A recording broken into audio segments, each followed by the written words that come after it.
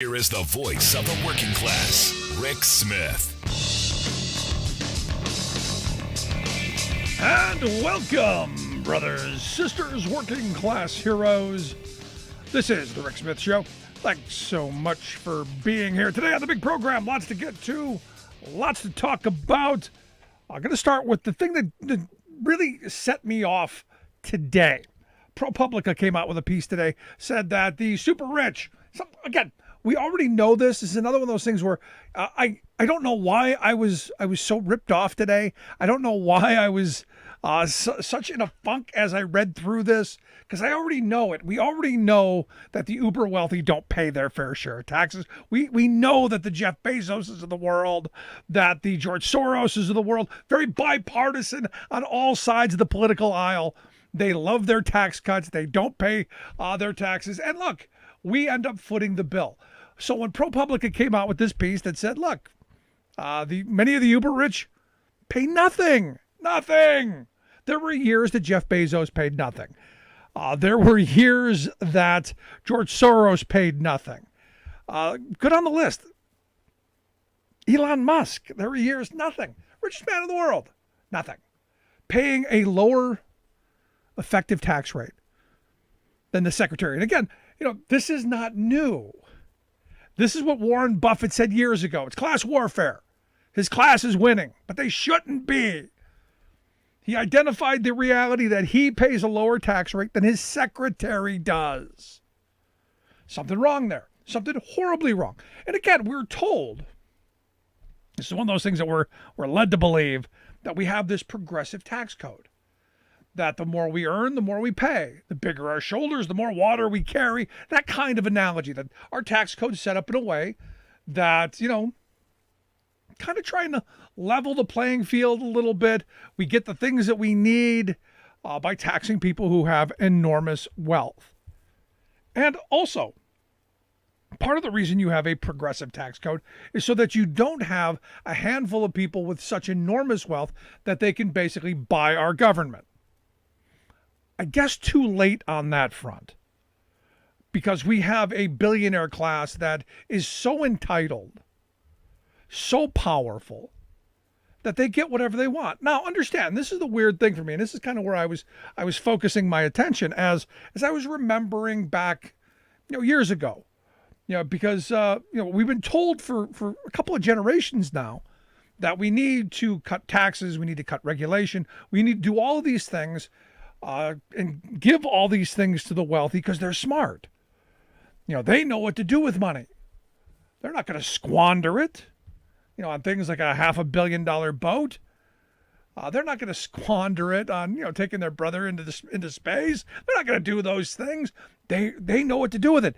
And I've always said, yeah, I agree. They do know what to do with it. And they've showed us time and time again that they know what to do with all of the money that we give them. And that is, you can say it, it's quite simple. Make more money for themselves.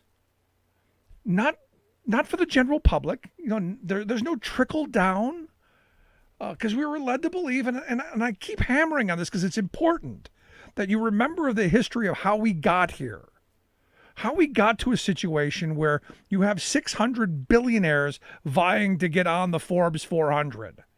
You now need $2 billion plus to get on the Forbes 400. A simple billion won't do it. As we're back in the 1980s when the Forbes list started, even in today's dollars, you would have only had 3 billionaires.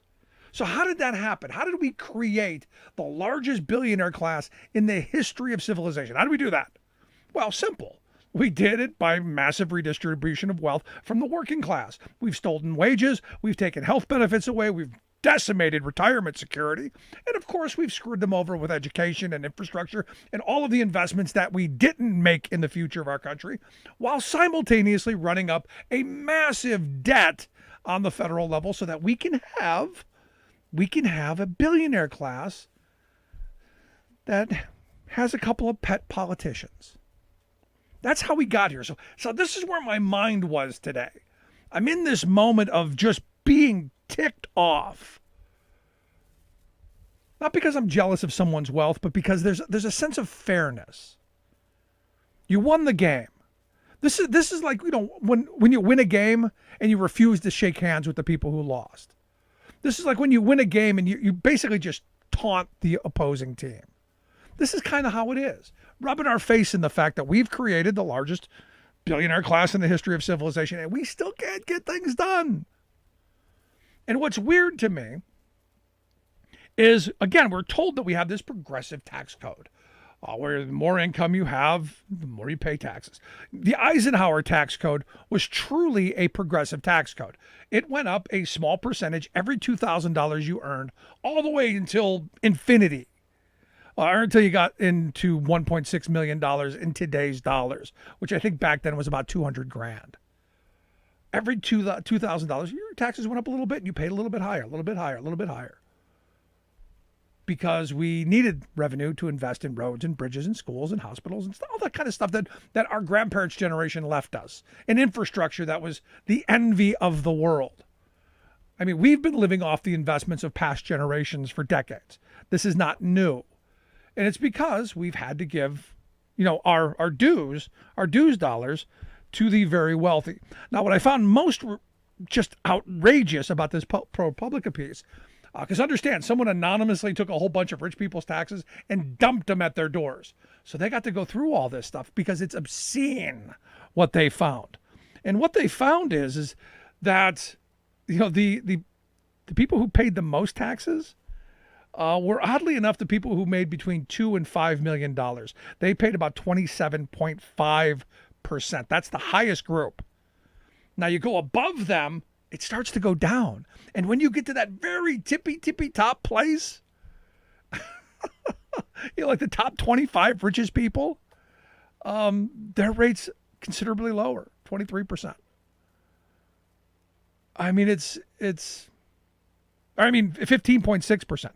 Anything over $69 million was 23%. Anything above that, our top 25 folks, about 15.6%.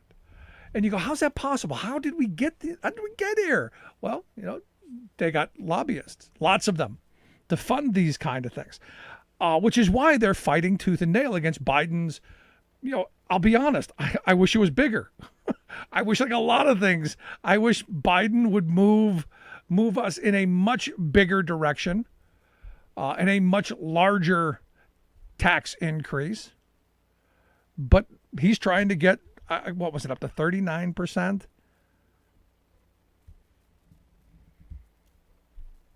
And the Republicans are fighting tooth and nail to say, no, we can't do that because we have to keep the wealthiest people wealthier. They also point out that our richest 25, our top 25, the rare stratified air above they saw their collective wealth from 2014 to 2018 grow by $401 billion. And on that $401 billion windfall, they paid a mighty $13.6 billion tax. Let's do the math on that. That's about 3.4%. That's more than virtually every person who works. And yet we're told we can't do anything about our tax code. It's infuriating. And then when you look at the fact that we don't even audit them as much.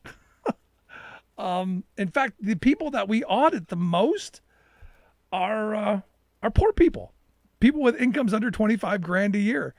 They get audited at a much higher rate than people who have incomes of $500,000. Figure that out. Why? Easy prey. And of course, we want to poor shame. We want to beat people up, make sure they're not cheating at the bottom. Because we know that they don't have lawyers. See, we know the Donald Trumps, and we know the Bill Gates, and we know the people at the top. They've got teams of tax avoidance lawyers. They've got, just entire teams of people who try to figure out how they can pay nothing. And you got people say, well, if we lower the tax rate, they'll then pay the rate. No, they don't want to pay anything. In fact, not only do they not want to pay anything, they want us to pay them. And we've done that. It's quite remarkable. Now, I take this where we've made the wildly wealthy even wealthier. We've given them massive tax breaks. We've given them loopholes, whatever you want. However you want to try and avoid paying taxes. In fact, those of us who work for a living, we pay taxes on a whole different scheme than people who invest for a living. If your gig is owning stocks, you pay a lower tax right out of the gate. Something wrong. I then see this story that jumps out at me that says, you know those stimulus checks that we gave out this year? That actually worked to help make people's lives better. There were major declines in people going to bed hungry. There were major declines in financial instability. People's depression and anxiety levels went down. All over, a simple, $2,000. I mean, you got the $600, I guess it was January, the $1,400 in April. And over that period of time, what we found, and it's not surprising, what we found is people took that money and they used it to put food on the table. They used it to keep a roof over their head. They used it to pay medical bills. They didn't go out and have a grand party. They didn't go on vacation, not like they could. But they didn't, and we've seen this movie before. We've seen communities across the country who have done these studies, where they've taken homeless people and they've given them a home and some revenue and some money to be able to exist. And what they found overwhelmingly is people make the right choices with their dollars. Now, the reason that this is interesting to me, because we have this blind faith belief that the wealthy, they know what to do with money. They're going to use it wisely. They're going to invest it, and they're going to make more money for themselves. Now, along the way, they will buy a $500 million boat or, start a space program so they can take their brother into space, whatever. But they're smart with the money. They're going to know what to do. Now, poor people, no, we can't trust poor people. Can't trust them with actual money, which is why food stamps. Again, we give people food stamps when I was a kid in clown money. It was like paper, clay, kid money. It's clown money. Here's this cartoon dollar. Can I have food, please? Now we do them with little cards. You can only use the card. Instead of saying, you're the best arbiter of what happens in your life, figure out how to get by.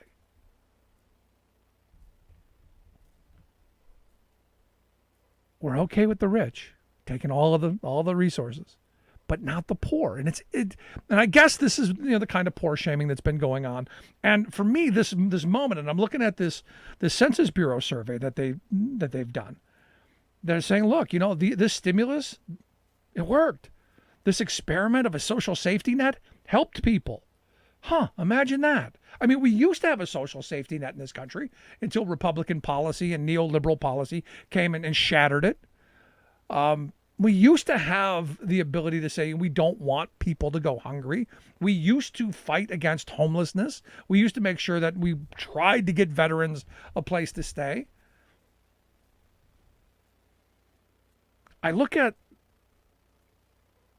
the numbers that they came out with. And again, the numbers that this organization brought out was pretty simple. According to this analysis, they said those two payments, the $600 and the $1,400, saw food shortages for families drop by 42% from January to April. Financial instability, they said, fell by 43%, and anxiety and depression and those things fell, they said, by more than 20%. To put it in more real terms, about 5.2 million children didn't go to bed hungry. That's pretty incredible. Now, for me, I'm sitting here and I'm going, hold on. We have this powerful tool, and I've always said we should do this. If the private sector can't and won't create enough jobs to give people the income that they need to survive, the public sector has to. We, the people, have to. And this is an incredible experiment. This is an opportunity to say, you know what? People made good choices. They know what they need. They need food. They need housing. They need clothing. They need medical care. They know what they need. Give them the resources to get them. And it got me thinking, we have this tool. We've got the power. We've got the power to do whatever we want. Collectively, we can solve any problem whatsoever, except we choose not to. And it got me thinking, what if Superman? with all the powers that Superman had, decided that, well, you know what? I want to rob banks instead. I don't want to use my powers for good. I don't want to do the right thing. I just want to rob banks. That's basically what our economy has turned into. You have a bunch of really wealthy people who are just going, you know what? The heck with you guys. More for me. I mean, I look at Jeff Bezos. When I was a kid in the 80s, they used to say, you know, the one who dies with the most toys wins. Bezos has won, and he isn't even dead yet. He could buy himself a legacy. He himself could solve a lot of our country's problems. But instead, going to space, going to play on his boat, play with his dinghy. There's something seriously wrong with the way things are. And look, this is why policy is so important. And now what you have are Democrats who are running away from this stuff. You have Democrats who are running away from the social safety net. What I would argue is an incredible achievement. One of the best things that's happened since the 1960s for poor people. The fact that we're again rediscovering what government action, what sound policy, smart investment can do to help society do better. And not just the poor, but the entire working class, because the money that they spend on food and housing and clothing and medical care and all that stuff goes right into the economy and creates more jobs. Instead of just going, you know what, we're going to give Jeff Bezos more money. He can build his boat somewhere over in the Netherlands. Take that $500 million, spend it in a local community and see what happens. We make people's lives better. We make communities better. We have an economy that starts to work for all people instead of just the handful at the top.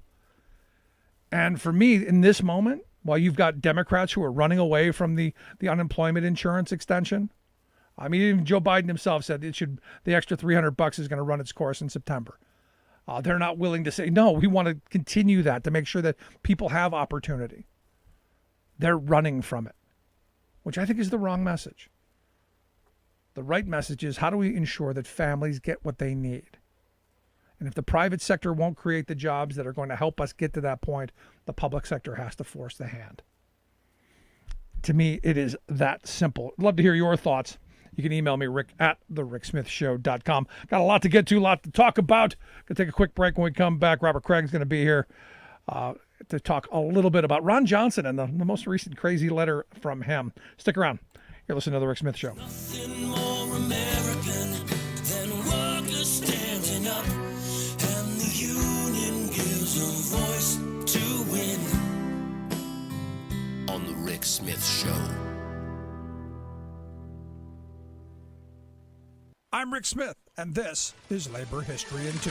On this day in labor history, the year was 1917. That was the day the Granite Mountain and Speculator mines in Butte, Montana caught fire, killing 168 miners. It is considered the worst underground hard rock mining disaster in the nation's history. Just weeks after the U.S. had entered World War I, the demand for copper had surged. Granite Mountain, like many of the nation's mines, operated around the clock to meet war production needs. In his book, Fire and Brimstone, The North Butte Mining Disaster of 1917, Michael Punke notes the irony of the disaster, which began as an effort to improve safety. A sprinkler system had just been installed. The final task was the relocation of an electrical cable. The cable was insulated with oil-soaked cloth sheathed in lead. Workers lost control of the 3-ton cable as they lowered it into the mine, and it fell to the bottom of the shaft. Carrying a commonly used carbide-burning lamp, the night shift foreman accidentally ignited the cable as he planned its removal. The conflagration was virtually immediate and burned for more than 3 days.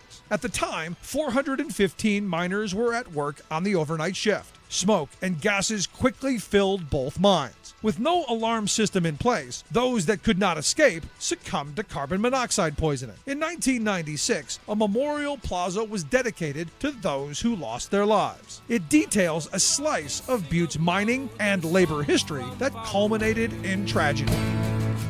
The suffering and the pain we remember to this day. The miners,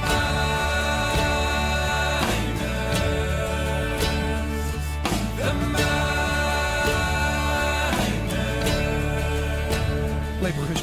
brought to you by the Illinois Labor History Society and The Rick Smith Show. Welcome back to the Rick Smith Show. Now, here is Rick Smith. So it looks like Ron Johnson still hasn't decided if he's going to run for Senate in Wisconsin in 2022. I kind of hope he does, to be honest. There's part of me that would like to see him, like Trump, take a beating and then see him go away in shame. Because, look, at the end of the day, this guy's kind of off his rocker. If you look at the letter that he just signed on to with Cruz and with Lee and with Scott and some of there were 5 crazies. You look at this letter and you go, explain to me why it is you think that we're treating the people who attacked our Capitol, wanted to hang our vice president more harshly than anyone else. They're criminals. They deserve to be in jail. But Ron thinks we should treat them with kid gloves. Here to share some thoughts on the good senator from Wisconsin. I've asked one of my favorite Wisconsinites to come share some thoughts. Robert Craig is the executive director of Citizens Action of Wisconsin. Their website, citizenactionwi.org. Robert, thanks for taking time for us. Oh, it's great to be with you, Rick. So we got your senator penning a letter saying, "Hey, you're treating our people a little too harshly."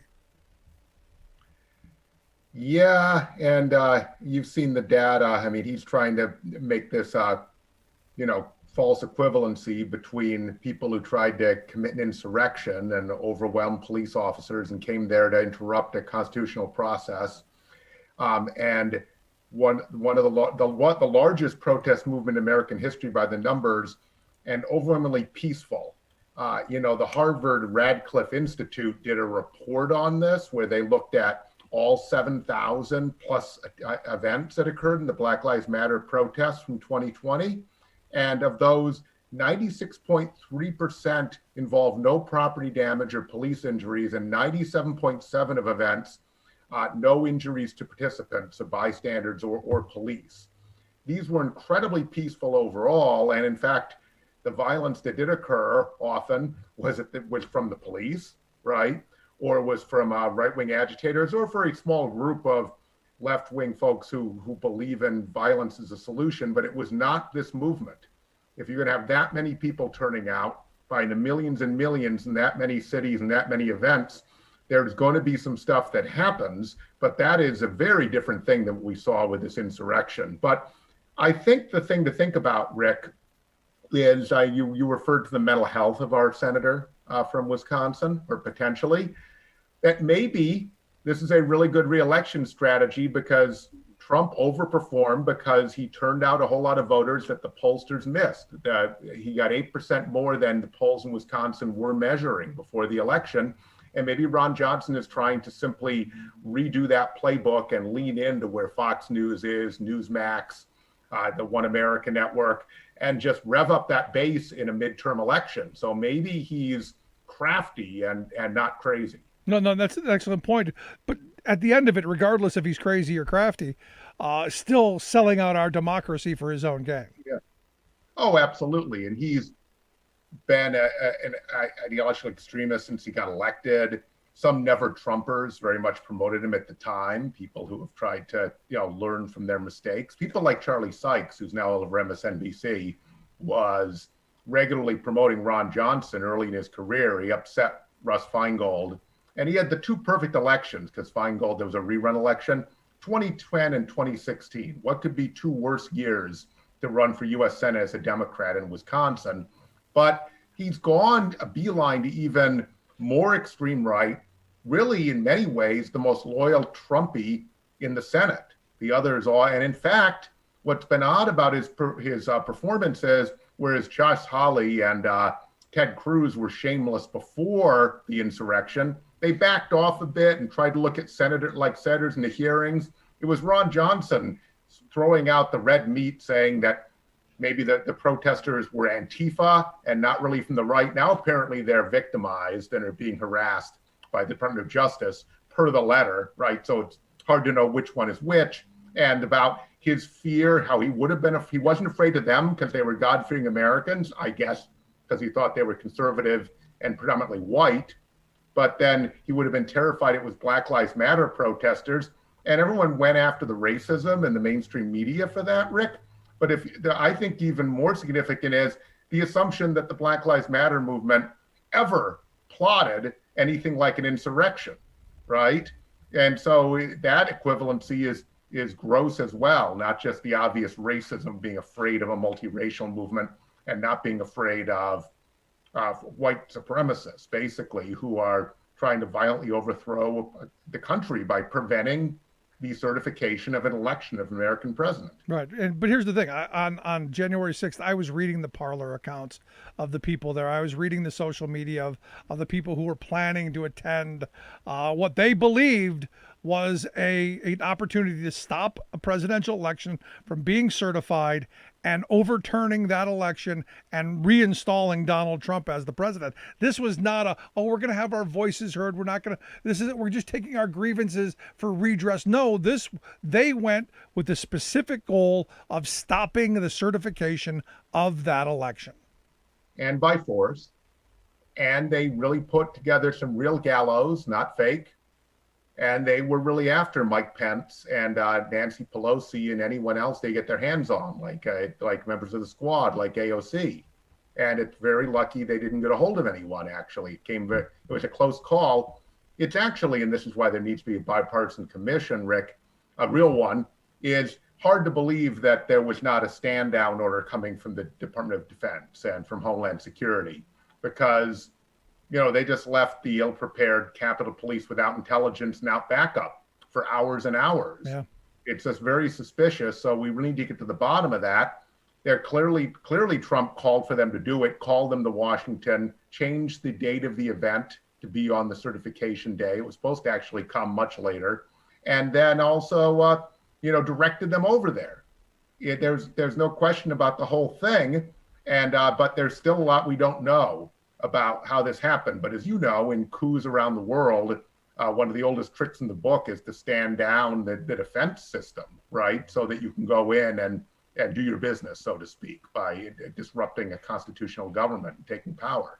No, which is why, again, I come back to we do need to have a full, open, and transparent investigation. And I'll be honest, I think Ron Johnson and the Republicans filibustering the bipartisan commission was probably a good thing in my view. Because I'm hoping the Democrats take this moment and say, we're going to set up select committees and we are going to investigate the hell out of this for as long as it takes. If it takes, the next 10 years to do this, that's what it's going to take. My problem with the commission is they set an end date for the end of the year. I don't know that you get that kind of work done in that short a period of time.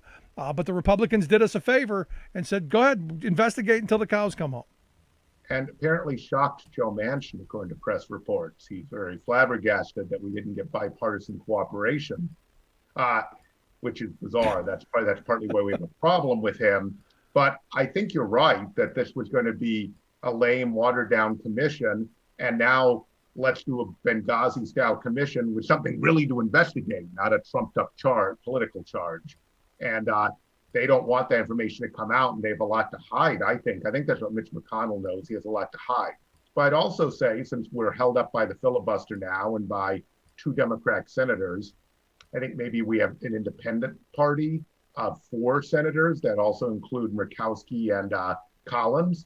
And they actually, their criterion is bipartisanship, which is impossible if you go do constructive legislation. But Ron Johnson could win re-election. We have a really strong primary, a lot of candidates running. It'll be a big money primary because there's so much interest in taking him on.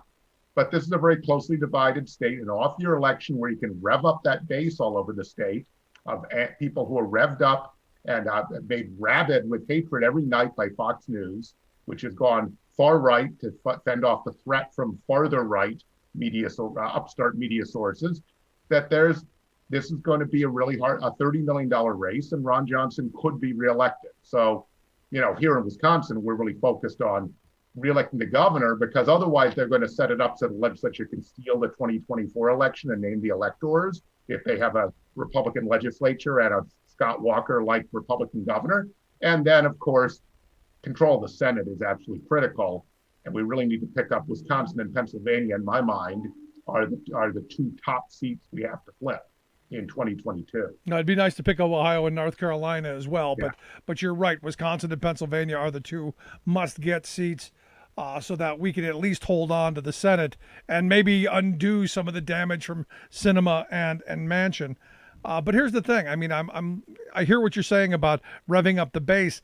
Isn't this kind of denial something that would rev up the Democratic base, in just being incredulous to the fact that they saw with their own eyes what happened on January 6th, and they're represented by someone who says, "Oh no, it wasn't a big deal. It wasn't an armed thing. It wasn't an insurrection. It was just people who were coming to come to their capital." We can absolutely rev up the white progressive base. I think we continue to eat into the Milwaukee suburbs, which are beginning to become very purple, which is very problematic for Republicans in the state. That used to be Scott Walker's heartland, right? We're beginning to win assembly seats, Senate seats there, and it's beginning to change. But I think you really have to, even though our person of color community is small and concentrated in the Milwaukee area, that do we have accomplishments to make young African Americans and people and Latinx folks feel like they've a stake in this election, because they have so little opportunity that that really they need some sort of positive notion that we can have, we can change the policing system, we can create real jobs for people that they can actually get a hold of and make a career on and raise a family on. And I'm not sure just the fear of how bad Ron Johnson is enough. And so in a razor thin election, I think Manchin and Sinema are a real challenge here, because they're going to limit the constructive accomplishments Biden can show, unless we can get through this mess we have right now, where with this insistence that we create 10 Republican votes for constructive legislation, which is impossible with this neo-fascist Republican Party. Yeah, no, and I wanted to talk about that for a second, because if nothing more gets done, if we can get no legislation moved through, we don't get a big infrastructure bill that's going to create jobs and help rebuild the Rust Belt cities like Milwaukee and states like Wisconsin and Ohio and Pennsylvania and Michigan. I fear it's a slaughter in 2022, and Republicans understand this, which is why I go back to Joe Manchin's insistence that we do this bipartisan thing that is really a fantasy, given the realities of the last 20 years. I think the cards are already dealt, and the future's already set if nothing gets accomplished. Yeah, it's as mythical as the Gone with Wind view of the antebellum South, all the happy times, right, and the happy slaves that are part of the family, enslaved people. And so this idea that the filibuster is some kind of key institution of the Senate that creates a deliberative body, that if it's anything other than a Jim Crow treated institution, out of a rule, by the way, that was supposed to end filibusters. They even did that. The rule was distorted by Richard B. Russell and the Jim Crow senators. And that just this notion that it's the responsibility of Biden and Schumer and the Democrats to find 10 Republicans where it's their interest to undermine this administration, no matter what, because all they really want is power, period. So the only votes on the table possibly are the two members of this bipartisan party, that would be Murkowski and Collins, and even then, they're not a give me on any bold legislation. So we got to figure out. I'm glad we get the American Rescue Plan, and there was a lot there. I'm glad we're going to hopefully have herd immunity for COVID-19, and a vaccination rate that is great enough. Herd immunity may be a myth, but that to actually make it safer, and then an attempt to vaccinate the world. But everything else we have to figure out, unless we can break this logjam, how to promise that would be the outcome of winning the 2022 election. And that means making a clear public case as to who blocked this. No, I'm with you on that, because I don't see 10 Republicans who are going to come around. But what do you say, Robert, who the people go, well, Democrats use the filibuster too to stop Republicans. This isn't just Republicans stopping Democrats. And if you do away with the filibuster, well, bad things are going to happen. And you could see the end of Social Security. You could see the end of Medicare. You could see the end of collective bargaining rights. All this bad stuff could happen when Republicans become the ones in power. What do you say to those folks? It's kind of a false narrative of the filibuster. Between Reconstruction and 1964, the passages of a Rights Act, the only bills filibustered and killed were civil rights bills. So this was created for that purpose. And it started to expand in use in the 90s and the early aughts, but it has been supercharged by Mitch McConnell. This is a relatively modern Republican strategy to have a 60-vote threshold for every piece of legislation. And with the loopholes they've created for federal judges, remember they minted Trump judges and Supreme Court justices, and of course with budget reconciliation, which allows you to give the Trump tax cut, the largest tax cut in history for corporations and the well-connected and wealthy. They don't need to use regular legislation to get what they want, because they don't want broad constructive legislation, new social legislation, action on climate or racial equity, etc. So we have a filibuster that's aligned, that's racially biased and structurally racist and aligned with against democratic priorities. So you have the shocking position that it doesn't have the power to raise the minimum wage for working people, but does to give whatever tax cuts it wants to corporate America. And so, I mean, really, it has become simply so commonplace with Mitch McConnell that it's nothing like it's ever been, even in its worst periods. It was only applied horribly to civil rights. Now it's applied to absolutely everything to undermine the Democratic president. And you have two quote unquote Democratic co-conspirators. But we knew it was going to be hard with 50-vote Senate, but they're making it harder and harder. The only hope I see out there is my counterpart in West Virginia, runs West Virginia Citizen Action, who's worked with Manchin since he first got elected and ran for office, says you really shouldn't believe anything he says about what his bottom line is or what he's actually thinking. And so there's some hope that they can keep working this through and get some major constructive legislation through Manchin. I think that's the only course, but it's looking more and more dire. Yeah, no, I've known that about Manchin as well. What he projects is one thing. What he's going to do is always something else. But he seems to be really dug in, and the more people are pushing, the more he's digging in, and that to me is concerning. Because look, we got to get something done on voting rights, or 2022 it's over. Because states have already set up the way that they're going to do all of the things that Trump wanted to do in 20. That's a bad place to be in. When you think about the narrative, Rick, I mean, right now it looks like, okay, Democrats are blocking it, but not many people follow the filibuster. Average working people are too busy keeping their heads above water and supporting their families. And so that's why I think Schumer's going to start having votes and trying to make it very clear who's voting no. No, I hope that's the way forward. But Robert, I appreciate your time, your thoughts, your expertise. Always great talking with you. I look forward to talking to you again real soon. Always a pleasure, Rick. Keep on keeping on. Good stuff. Our good friend Robert Craig.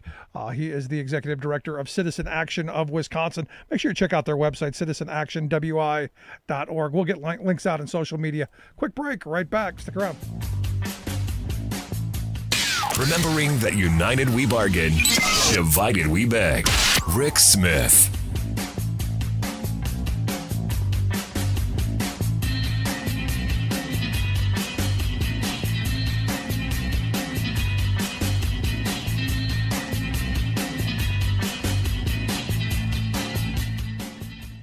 I'm Rick Smith, and this is Labor History in 2.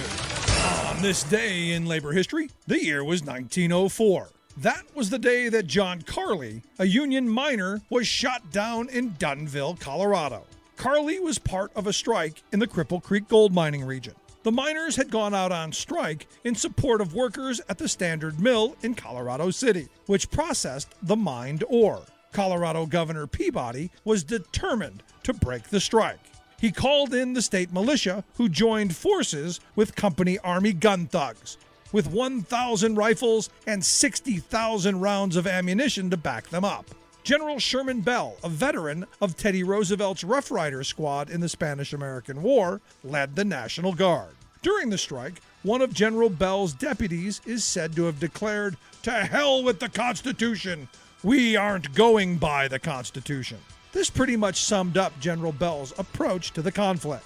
The militia began to round up Union miners. More than 1,500 miners were captured and given a so-called trial by the militia. 238 of these miners were then deported from the region. They were shipped by train to Denver, Kansas, and New Mexico, and warned not to return. The militia learned of a group of pro-union workers at a small encampment known as Dunville. General Bell loaded up more than 100 militiamen and company deputies on a train and headed for the camp. There they exchanged gunfire with the miners. 65 miners, armed with just 10 guns among them, had little chance against the well-armed company men. John Carley was killed, and 14 miners were arrested. The Union was crushed in the sights of 1,000 guns. For more information, go to laborhistoryin2.com, like us on Facebook, follow us on Twitter at laborhistoryin2.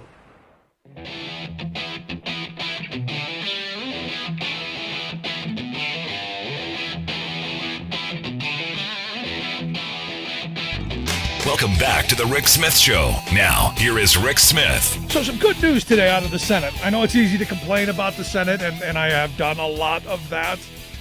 But maybe there are issues, a handful, one or two, that we can find some bipartisan. I think China's got to be one of those.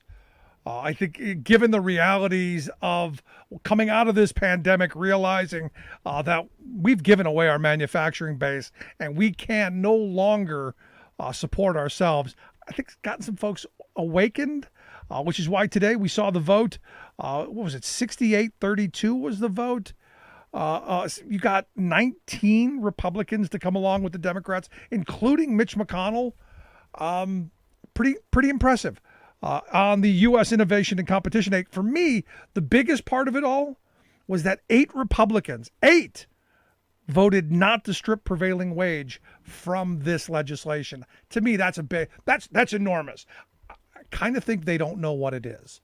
Just my thought. Anyway, here to share some thoughts on the passage of the U.S. Innovation and Competition Act, I've asked our good friend Scott Paul to come talk with us. Scott is the president of the Alliance for American Manufacturing, their website, americanmanufacturing.org. Scott, thanks for taking time for us. Hey, Rick, it is great to be with you. And just so your audience knows, there's a little thunder and lightning, so might add a little spice to the conversation. As long as you don't get struck, we're good. So what do you think of this? Let's start with the first part, the part that took me. Texas Senator Cornyn, he put forth an amendment to strip prevailing wage out of this legislation so that the jobs that be created could be poverty wage jobs. And you got 8 Republicans to vote against that. I find that shocking. Yeah, well, I mean, Rick, you remember, I guess 20 years ago, that there were a few pro-labor Republicans. Yeah, that was 20 years ago, Scott. Well, right, exactly. It was a while ago, and so that number, I'll candidly admit, is a bit of a surprise. When the rubber hits the road and there's a vote, that would come to get this into law, would they vote the same way? I don't know. Maybe they know that there's a long process that lies ahead. This legislation has to go through the House of Representatives. So we will see. I do think part of that, and we could have a whole separate conversation about this, is that these Republican attempts to make inroads to the working class, I've always said, yeah, you can talk about trade or China, you can do that, but you also have to be for family leave. You have to be for the minimum wage increasing to a living wage. You have to be for provisions like David. You have to be for things like the right to organize and the PRO Act if you're really going to be pro-labor. So a few of them, obviously, were able to check this box, but there's still a long way to go. That said, the fact that there was a bipartisan vote on anything, is really shocking, and as an industrial policy advocate, really amazing to see, and hopeful and promising. No, you're absolutely right. And you start, but here's where my mind goes.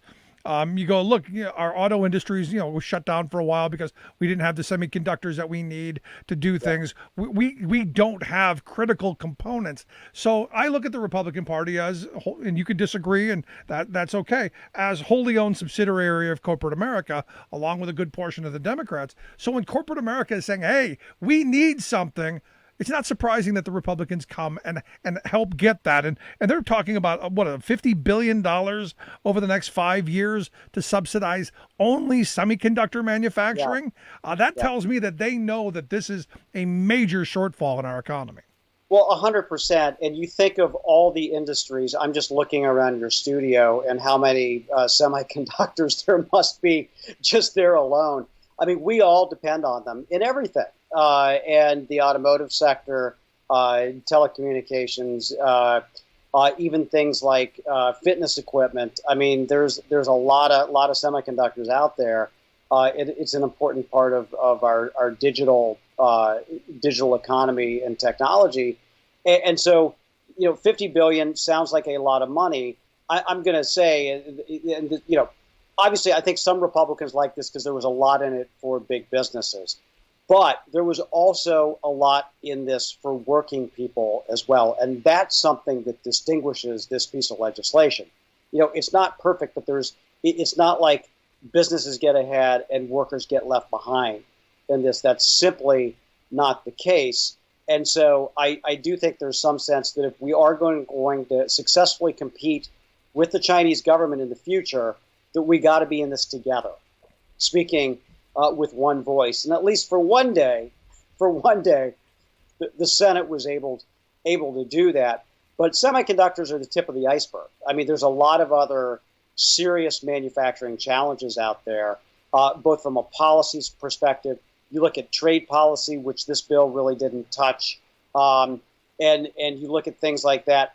And then you also look at the range of industries that are impacted, from commodity industries like steel and aluminum to semiconductors and everything in between.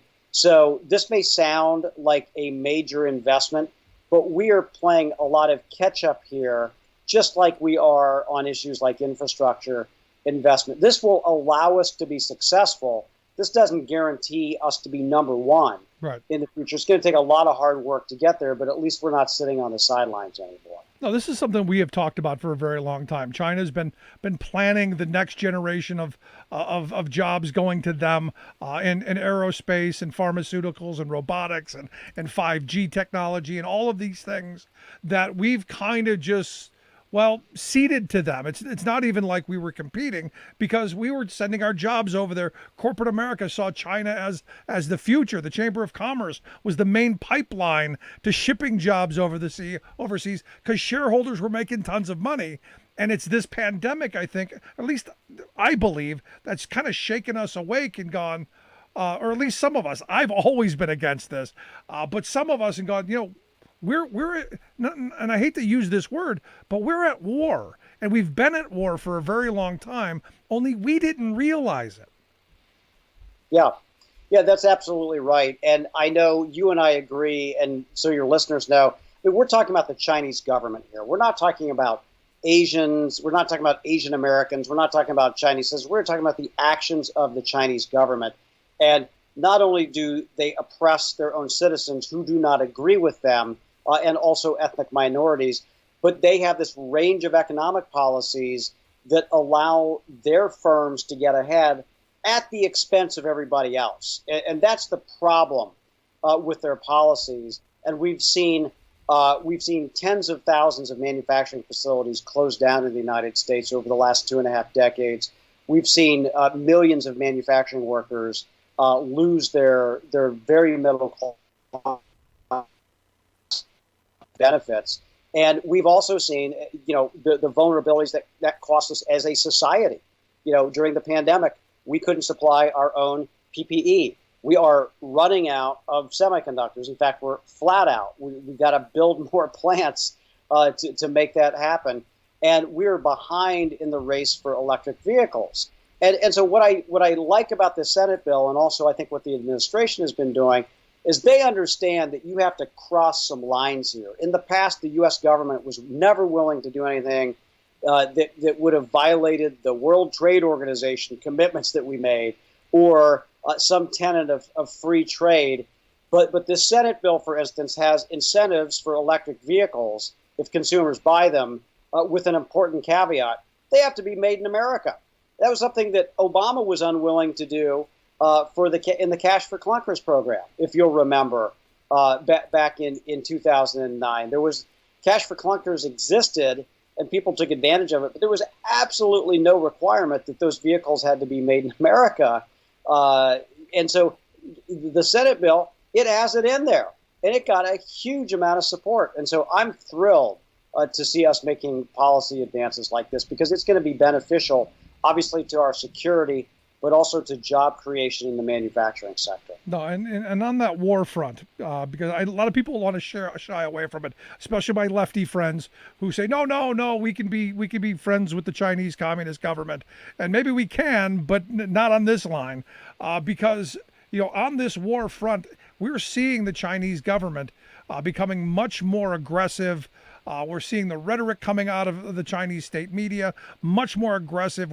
They want to start, competing on the nuclear level with us, and yet we don't make those things. In fact, you guys did the most comprehensive report that I've seen on our dependency on the Chinese with regard to our military that anybody's done, and that was 10 years ago. It should have been a wake up call then. Here we are now, all these years later. It's only gotten worse. Yeah, it sure has. And you can expand that list. And it was a big 350-page report. And people read it, but they never took action. I do see the Senate taking action. The White House released a supply chain review earlier in the day that touched on a number of these issues in key areas like lithium-ion batteries and semiconductors and pharmaceutical active ingredients and rare earth minerals that are in every technological device that we have, but which we have a hard time acquiring. And so I think there is awareness, and I completely agree with you. I mean, the Chinese Communist Party does not want to be friends with the United States. We should be clear about that right away. And we had about 2 decades where people believed, if only we trade more with China, it will become more democratic. And there's absolutely nothing in the experience with the Chinese Communist Party which would suggest that, even though that was like what all the elites, all the pundits were saying. That is demonstrably false. That is simply not the case. Now, I don't think we want to go out and seek a shooting war with China. We do not want to do that. We want to avoid that. But we certainly need to defend our own interests, our own values, democracy, our economic well-being, and our middle class. And that's going to involve some tough decisions. Some of those are about investing here at home, which the Senate has acted on, and the Biden administration is suggesting as well. And some of that is standing up to these unfair trade practices. Trump started it. He did it kind of wildly and unilaterally and inelegantly. But I think that, Biden can build on that, can make it much more strategic, can engage our allies in that as well to make it a more successful effort. Do you see this going forward as something that both parties in a nonpartisan way will continue to understand? And because look, I'm pretty shocked in a way that the Republicans came along, because they're the ones who believe in the free market. They're the ones who don't believe in any government intervention into the markets. Yet here they are. We've seen some movement to saying, yes, government does have a role in this and government should play into this, which is kind of a departure from their ideology. Do you see that going forward possibly?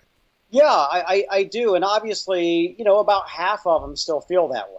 Right. About half of the Senate Republicans kind of still feel that way, that we shouldn't be doing this or that. But half of them have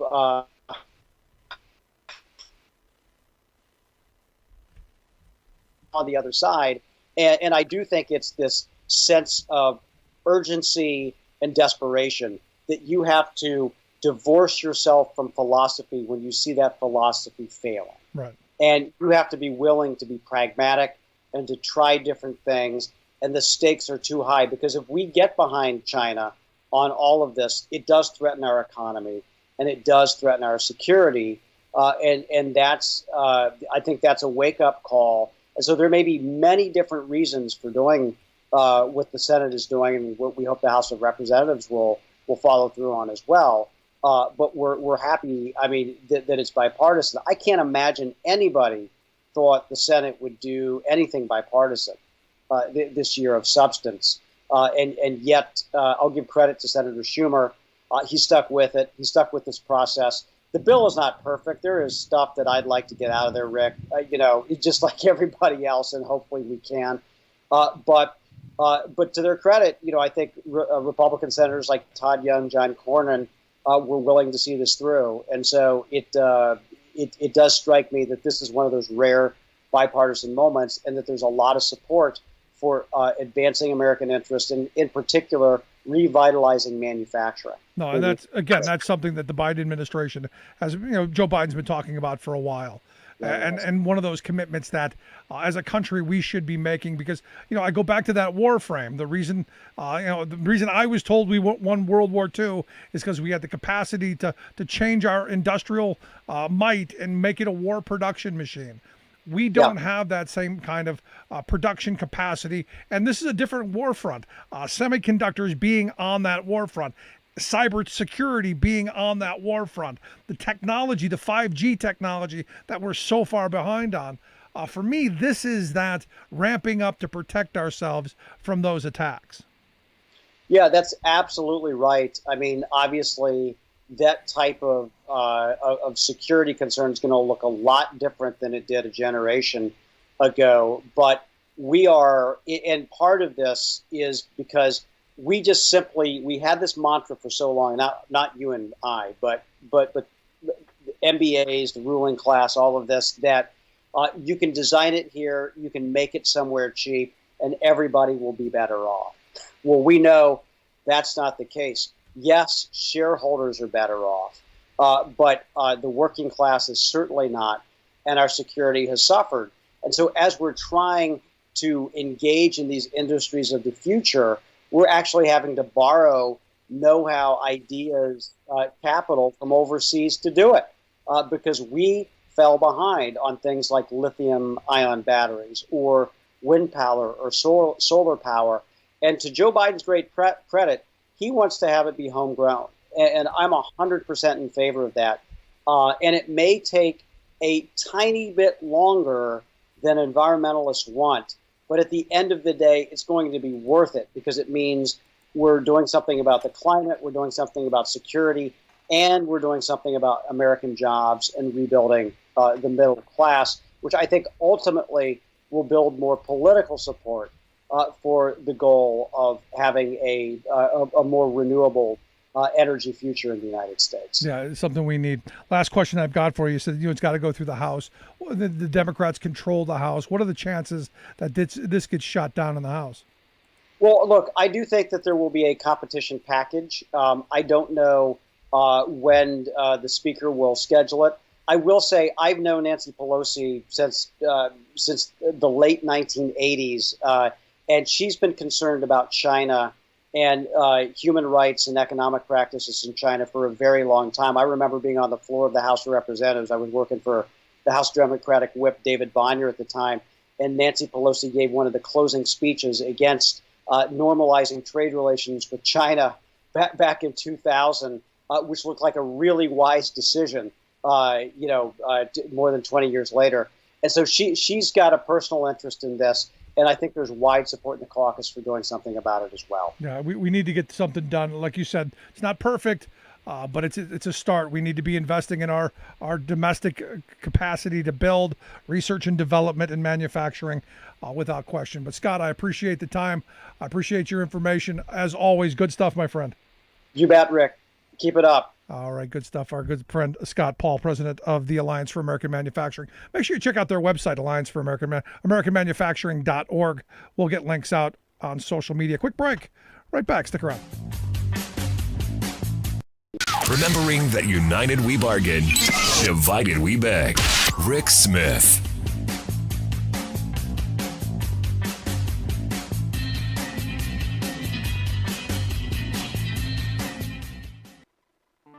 Hello, I'm David Philman, Executive Director of AFSCME Council 13, the American Federation of State, County, and Municipal Employees.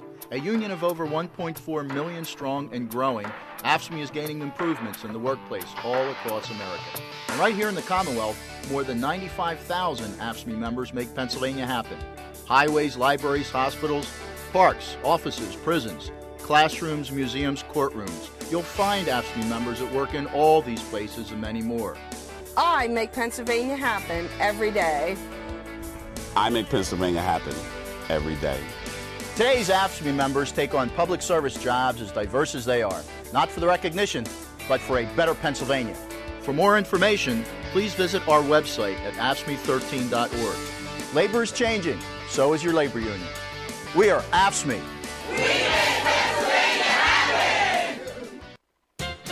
Is corporate ethics an oxymoron?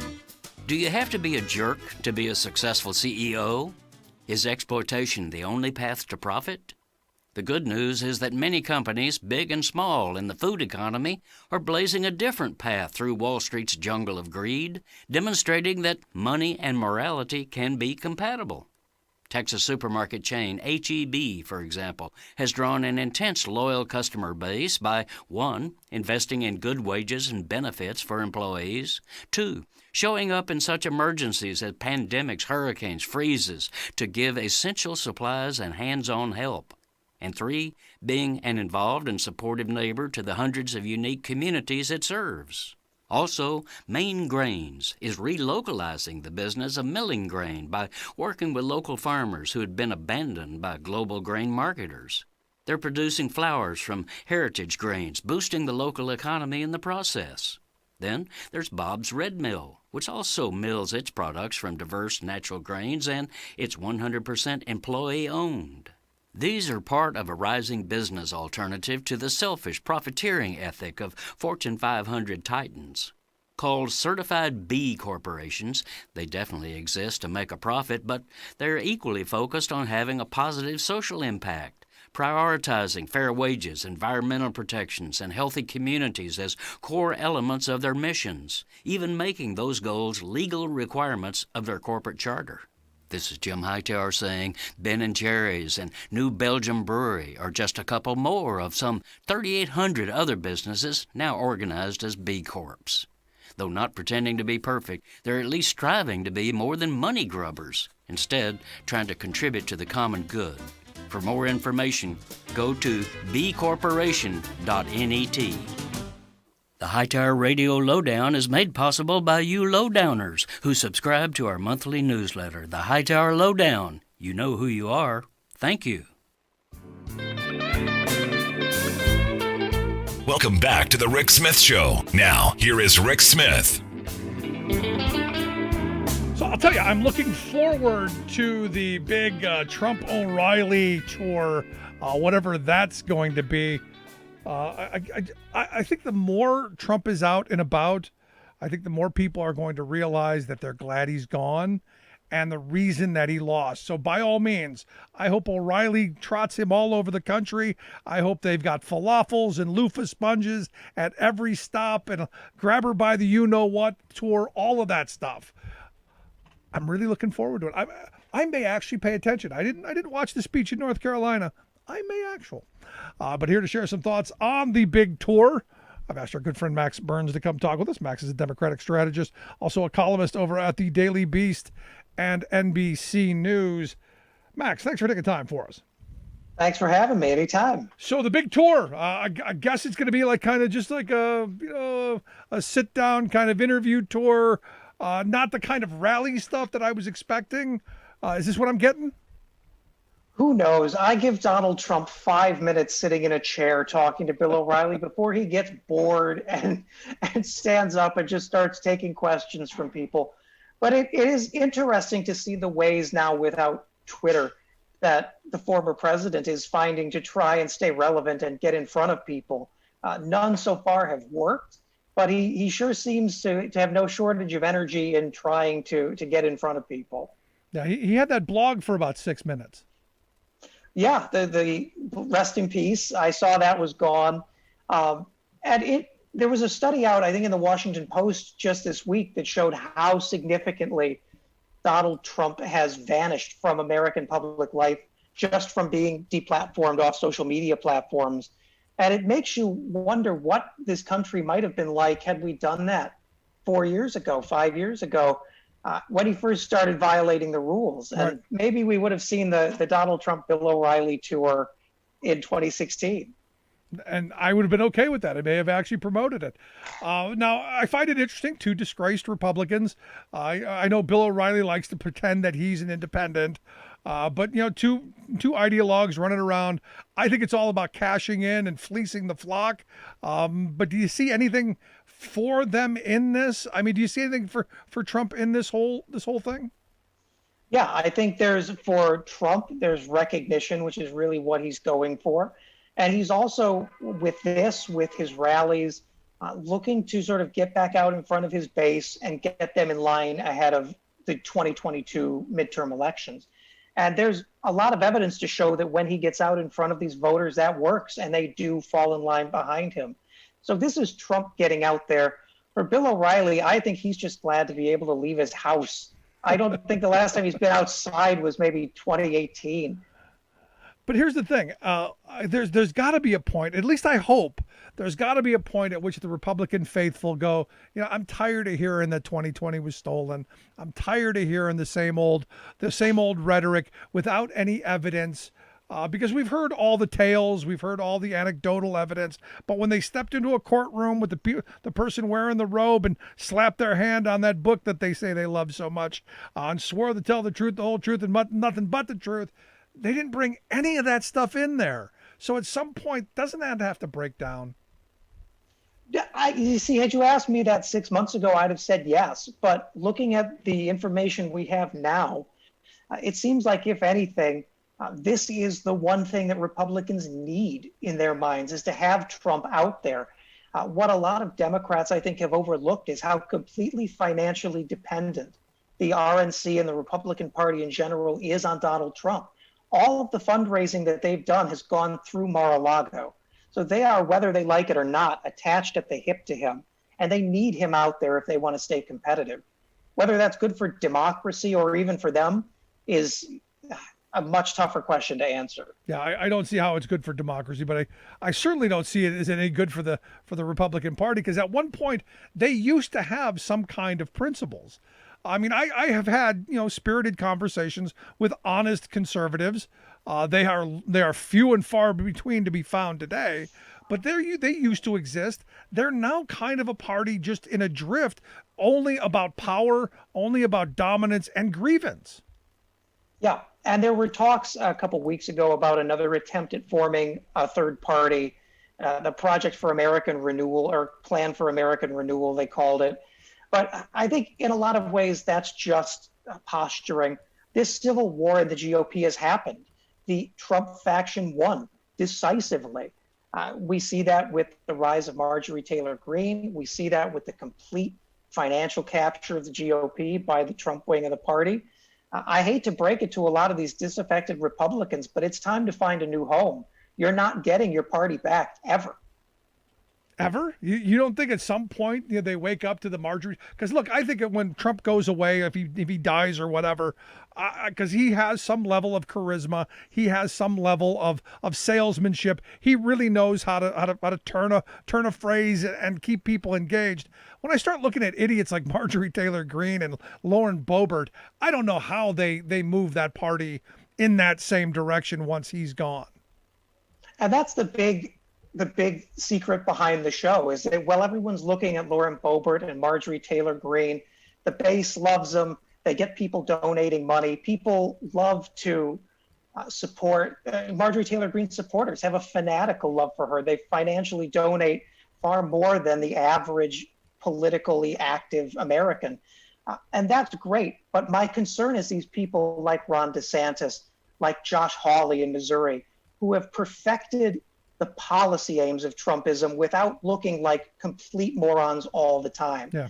And while Marjorie Taylor Greene's raising money, they're telling donors and moderate Republicans that the grown-ups are coming back in power. And it's just not true. No, you've it's identified Trumpism with a better look. You've identified the thing that scared me right from the beginning of Trump. I said, at some point Trump's going to, he's going to flame out because people will get tired of the sideshow. They'll get tired of that kind of insanity. The person who can come in and take his same kind of white supremacist kind of hatred for everyone mentality and normalize that and not be crazy That's the dangerous one. And you're right, DeSantis to me is extraordinarily dangerous because he has normalized that kind of crazy. Yeah, and the person who wins the Republican nomination in 2024 will be the person who is able to say, I can get Trumpism done. I can convert the goals we had into laws that a conservative Supreme Court will uphold and protect. And that's what Josh Hawley's been doing since Donald Trump took office. That's what Ron DeSantis is trying to do with voter suppression and attacking big tech in Florida. And that's much more dangerous because that's the evils of Trumpism and the competence of someone who actually understands how to make things work. Yeah, and that's why I was glad he chose Mike Pence. Mike Pence knew how to do it. It's just no way Donald Trump was ever going to listen to him on how to get anything done. But here's my problem. I go, you've got the Republican Party who's in chaos on this side, but I look at the Democrats. And obviously you're a Democratic strategist. You're going to be able to speak to this, probably much better than I or anyone else. There's concern on that side of the aisle as well, because you don't have Trump to beat up so much. You don't have him to run against. You got to run on an agenda. You got to get something done. And there's talk that, the Democrats are splintered too. You've got all these minority coalitions going on. You haven't talked to the working class, all that well over the last couple of decades. So all is not great there either. No, and this is an opportunity that Democrats, I think, have really jumped at this week, especially with this circus of Trump's first event, that this is really an opportunity to bridge these gaps and to stop talking so much about areas where Democrats are finding fissures and finding divisions, and focus just for a minute on a reminder of what we overcame to get here and how important it is that is never in power again.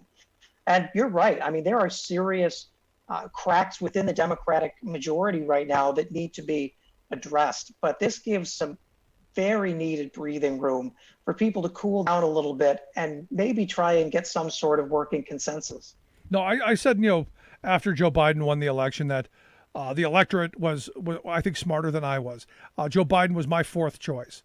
But in retrospect and looking back, he was the perfect choice for the moment because he really has calmed that temperature down. He really has not engaged in the kind of any type of rhetoric. Really talk about that. He hasn't gotten in the middle of any of those fights. He hasn't started any fires. It's been show up, do the job, and move on, which is what we needed as a country. Yeah, and it has been. And I think this is also an opportunity to look at how bleak things could have been had things gone only slightly differently in November of last year. I mean, there's a lot of talk now about Joe Manchin and about how he's a little better for us than a Republican. But, had Republicans one more seat in the Senate, we would have no $2 trillion COVID stimulus. We would be nowhere on infrastructure. We would be nowhere with judicial nominees. These are things that we can really be grateful for when we look at Trump out on the trail, spreading hate, spreading conspiracies about the election. And I think a lot of moderate Republicans take one look at that and sort of are reassured that maybe they chose to vote Biden or blank their vote this cycle. Do you see that continuing though? I mean, there's, when you look at what's going on in states across this country as Republican legislators are doing what they can do to block people from voting in the next election, and even setting it up to where, legislatures can go and overturn elections, which I can't believe I say out loud that in this country, we're going to allow a legislative body to overturn the will of the people. But that's the reality of the moment that we're in. Yeah, and make no mistake, this is an open war on voting rights that's led by the GOP. They're not hiding it. They speak very openly and proudly about it. The top leaders for the presidential nomination on the Republican side fight to outdo each other in how severely they can limit the right to vote. This is an effort by the Republicans to rebuild the Jim Crow South in our lifetimes. And we have a very important decision to make as Democrats about how we stand up to that, because being silent is not an option.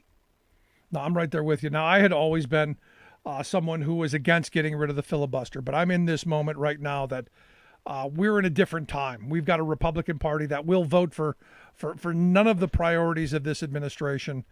They've come out and said, the Biden agenda is dead. McConnell has been very clear about that.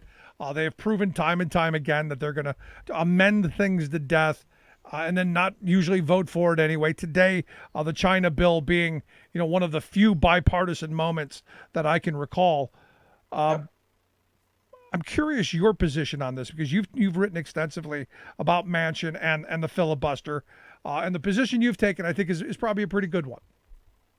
Yeah, I believe that Joe Manchin and Kyrsten Sinema and anyone who believes that bipartisanship is the way should simply put forward the 10 Republicans that they would like to vote with them on a bill. So far, neither Kyrsten Sinema nor Joe Manchin has come up with a single one. This is something that we've talked about over the last couple of weeks and is really beginning to snowball. We're seeing the Democratic Party really lose its patience with Joe Manchin. So I think we will start to see something move in the next couple of weeks here, which could be reducing it down to 55 votes. But frankly, it's not enough. And Joe Manchin should continue to have pressure on him from all sides. No, I'm of the mindset, and I've Mr. Smith goes to Washington. You want to filibuster something, you get yourself up there and you tell me why. I think we should have talking filibusters. If it's that important that we can't vote on something, and it's that important, everything else should stop. And this is one of those things where if it's that much of a red line, then nothing else can go forward. And because I've had people say, well, Rick, if you get rid of the filibuster, you're going to end up having the Republicans in power at some point, and they're going to do away with Social Security. They're going to do away with Medicare. They're going to do away with collective bargaining rights. They're going to undo the entire New Deal on day one. That's going to happen. And I say, well, this is where Democrats have the ability to have a talking filibuster. If it's that important, you hold the floor for the entire 4 years if you have to. Yep. Yeah, and listen, let's be honest here. Let's be real about the reality that we live in. It's not some hypothetical, if we kill the filibuster, Republicans will gut Social Security and do all these nightmare things. If we don't abolish the filibuster and don't act to protect voting rights, those Republicans are going to win in 2022. And they're going to do all of those nightmare things. And we will sit there and wish that we had abolished the filibuster and protected voting rights when we had the chance. I'm curious your thoughts on the For the People Act. Now, I've had people tell me that it's a mess. I've had people tell me there's way too much stuff in it. They did it in the other one is they did it in an election year as an election year ploy that wasn't really meant to pass. I'm curious your thoughts on what the For the People Act entails.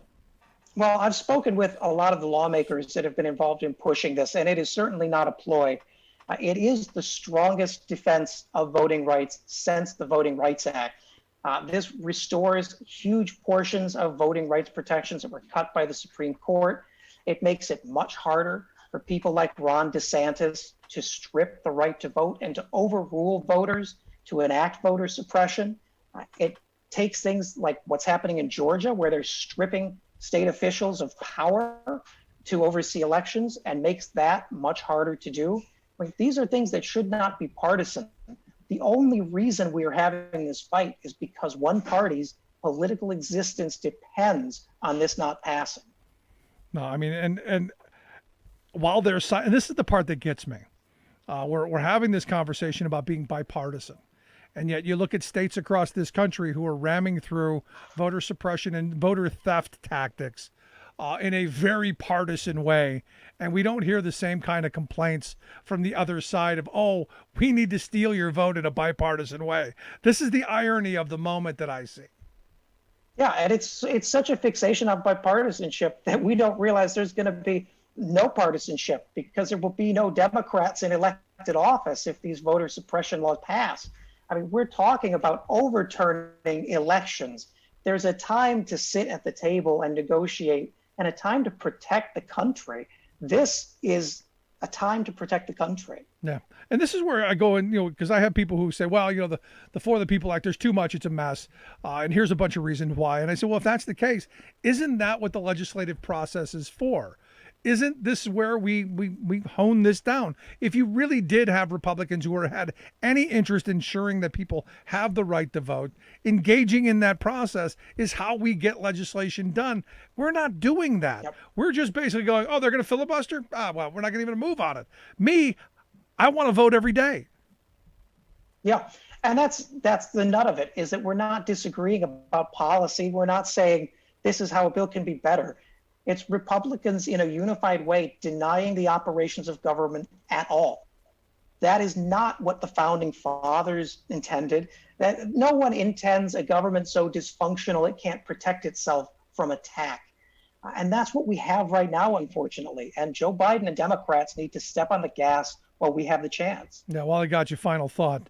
Ron Johnson came out with a letter, him and Ted Cruz and Bill Lee, and I don't know why I keep calling him Bill Lee. He was a pitcher in the 70s. Mike Lee and Rick Scott, they signed on to a letter saying that, the people who, invaded our capital, the insurrectionists, we're just treating them too harshly, Max.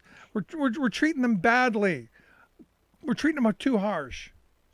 Who knew the way to get Republicans on board with criminal justice reform was to just arrest a bunch of them for committing federal crimes? Now suddenly everyone on the right's a prison abolitionist. No one should be in jail for this. Everyone should get community service and deferred sentences. I'd love to see this kind of charity shown to literally anyone else in the country. That would be a great start. No, because I remember a story of a guy here in Philadelphia who evidently stole 3 peppermint patties. I'm not making this up. He stole 3 little peppermint patty candies, spent over 500 days in jail waiting for a trial. Wasn't even guilty yet because he couldn't afford to post bond. Now you've got all these people who committed very serious crimes against our country, and now they're seeing what it's like to be involved in our criminal justice system. And hey, maybe on the other side, when they've paid their debt to society, maybe then, and only then, can they go back and say, maybe we need to reform this a little bit. Yeah, I agree. And I hope that these policymakers see some of the shortcomings of the system now that their own voters are involved in it. But that shouldn't come as a way of exonerating them for attacking the United States Capitol. It shows you just how unmoored from any kind of mainstream policy vision the Republicans have come. It really is just about the base and about fundraising. And if you can rile people up and get them to open your wallets, you won. Who cares what damage it does to the country? And that's terrifying to me. Reality TV government. There it is. Yep.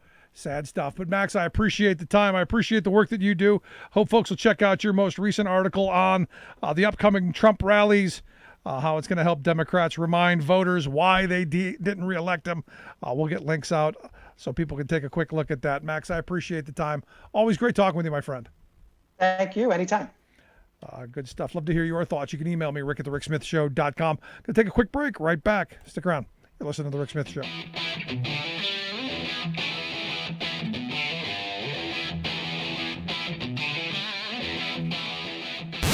Saving work in America, one show at a time. The Rick Smith Show.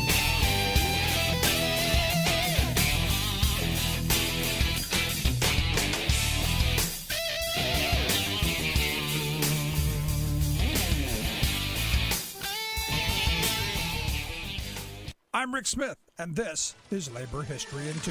On this day in labor history, the year was 1917. That was the day the Granite Mountain and Speculator mines in Butte, Montana caught fire, killing 168 miners. It is considered the worst underground hard rock mining disaster in the nation's history. Just weeks after the U.S. had entered World War I, the demand for copper had surged. Granite Mountain, like many of the nation's mines, operated around the clock to meet war production needs. In his book, Fire and Brimstone, The North Butte Mining Disaster of 1917, Michael Punke notes the irony of the disaster, which began as an effort to improve safety. A sprinkler system had just been installed. The final task was the relocation of an electrical cable. The cable was insulated with oil-soaked cloth sheathed in lead. Workers lost control of the 3-ton cable as they lowered it into the mine, and it fell to the bottom of the shaft. Carrying a commonly used carbide-burning lamp, the night shift foreman accidentally ignited the cable as he planned its removal. The conflagration was virtually immediate and burned for more than 3 days.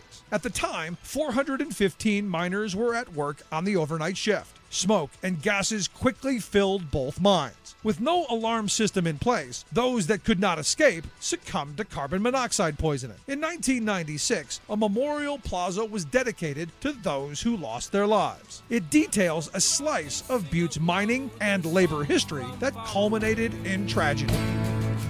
The suffering and the pain we remember to this day. The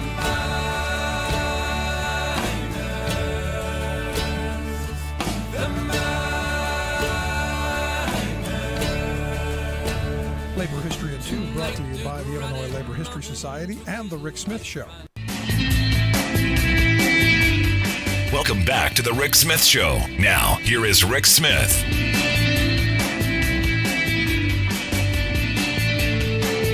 So it looks like the possibility of a bipartisan infrastructure bill has taken a major dip as, I guess, Joe Biden and Shelley Moore Capito, the Republican from West Virginia, ended their negotiations. And look, you know, the Republicans, Biden came down from $1.7 trillion down to $1 trillion. The Republicans won all the way up to $330 billion in new investment, which I guess is $150 billion more than their first offering. And you go, you're not even anywhere close. When you start off in the worlds that Biden was at, that's not the negotiation. It's how Republicans have been getting away with things for a while. But this is a moment where you need a giant infrastructure bill. And this is where someone like Shelley Moore Capito, I had a little bit of hope in. That she's got to look around her state of West Virginia and go, my goodness, we need massive investment. We need better roads and bridges and broadband and all of this stuff. We need stuff. And to do this kind of, minimal, well, we're going to give you a little something, a little touch, but nothing that's going to really matter. Understand, when the original proposal Biden came out with was actually $2.2 trillion. He dropped it down to 1.7, then all the way down to 1. So he more than halved his initial request. And you go, well, the Democrats, they don't want to negotiate. They don't want to compromise. No, that's the problem. Democrats have always compromised.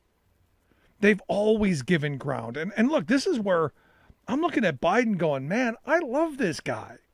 Here's somebody who's finally gone, no, we're not going to do the old school negotiation where we begin our negotiation where we'd settle and then work our way backwards.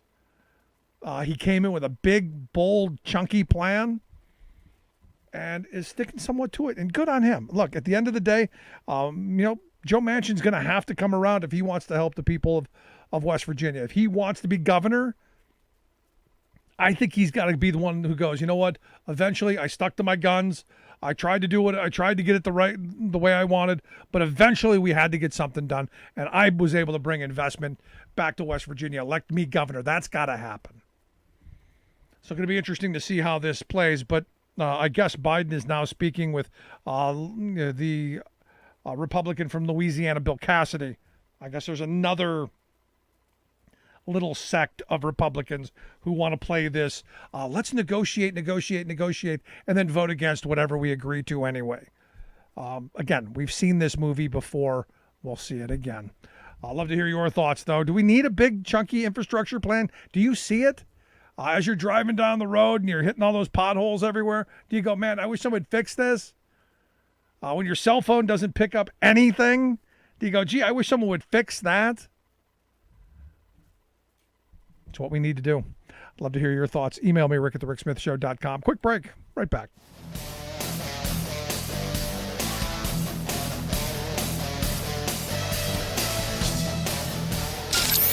Waving the flag of freedom for people, not corporations.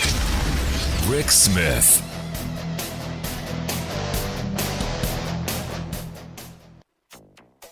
From Maine to New Mexico, the U.S. is seeing historic high temperatures, sweltering in dangerous hot air that's arrived earlier than usual, catching many off guard. Tonight, major cities from Boston to Washington, D.C. are declaring weather emergencies. Extreme heat hits the U.S., breaks all-time high records in the Middle East. Atmospheric CO2 levels now highest in more than 4 million years. Plus, the way we humans live on Earth is sending it into a decline. Sir David Attenborough is done being nice about climate change. Yeah, me too. All of those stories and more straight ahead from BradBlog.com. I'm Brad Friedman. And I'm Desi Doyen. Stand by for 6 minutes of independent green news, politics, analysis, and snarky comment. In neighboring Utah, the dry conditions prompted the governor to call for a weekend of prayer. We need more rain, and we need it now. We need some divine intervention. Aha! Republicans in Utah finally admit climate change is man-made because man isn't praying enough. That'll fix it.